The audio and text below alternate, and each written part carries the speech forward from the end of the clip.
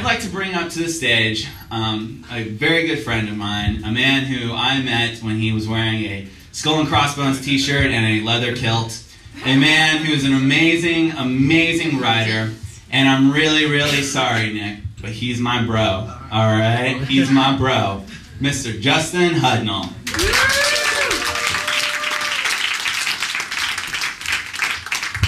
Okay, so my male friendships in my life have caused me more grief and analysis than any romantic relationship I've ever been in, and here's why.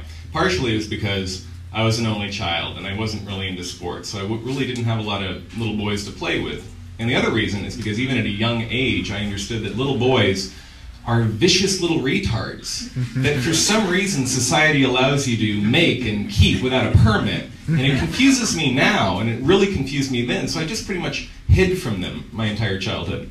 And then I got into my mid-20s, and I met Ryan Britt, my first bromance, and I was so glad I waited for it, because it was special. It was worth the wait.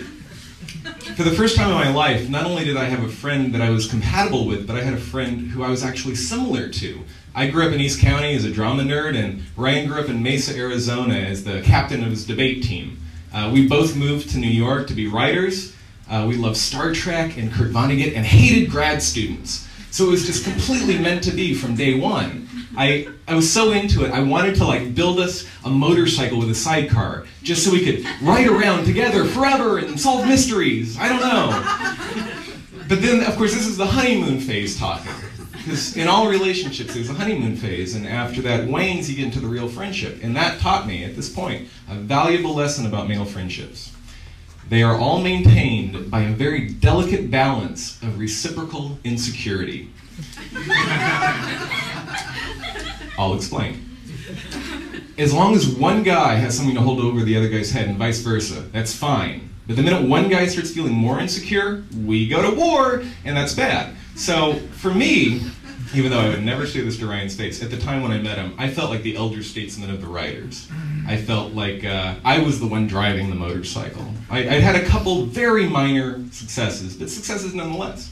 Now, how Ryan kept my ego in check was he fornicated like a young virile bunny in spring. Everything, this kid, he figured out real quick when he moved to New York that everything that made him a nerd back home was prime dating material among the hipsters of Manhattan and Brooklyn, and he ran with it. So, because we couldn't let anything go, he and I, we always had to push things. The more and more I threw myself into my work, the more and more Ryan would just throw himself into women. And it got more and more heated until one night I woke up at 4 a.m. to a text message from Ryan, and it just read, "Dude, I think I'm addicted to having threesomes."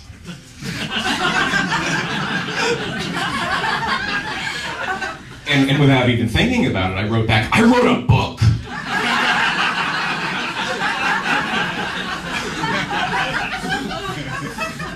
Now, we were still hanging in there, but the first crack in the dam that separates friendship from animosity began when my relationship at the time ended. So now when Ryan and I would go out and we'd drink and make fun of people and meet women, he would go home alone. He would go home with a girl, and I would go home alone. And we were still holding together, we were still in the motorcycle, but now I was in the sidecar, and it was a tight little fit. It was not comfy.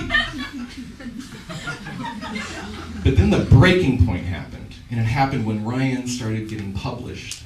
And not just anywhere, Ryan got himself published in a magazine that had rejected me 3 times in a row. And now I had nowhere to go. I mean, he was getting the writing and the women. He broke our agreement. And I mean, together we were awesome, but now he was just awesome, and I was just, yay. So the only thing left for me to do was to look at myself and analyze what I was doing wrong. And I wasn't about to do that. So instead, I made up lame excuses like, I have a headache and I can't go out tonight. And I would just duck his calls. And I could feel our friendship slowly drifting more and more apart because I couldn't handle it. I couldn't handle having a hero for a best friend. And then one night, I get a call from Ryan. And he calls to tell me, so like 11:30 on a work night, and he tells me he's met this beautiful, smart, intelligent, funny girl. She's great. And he's in love with her. And she wants nothing to do with him at all. And he's heartbroken. His game has been shattered. Every little conquest he had along the road suddenly feels empty and vapid now. And I demand at that moment that we're going to go out and get drinks, and I'm paying. And he's going to tell me everything, and we're going to commiserate. Because now I knew how Ryan and I could get back together. Because Ryan in that moment taught me that if you're going to be a dude's best friend, on some level, you have to let them feel sorry for you. Thank you.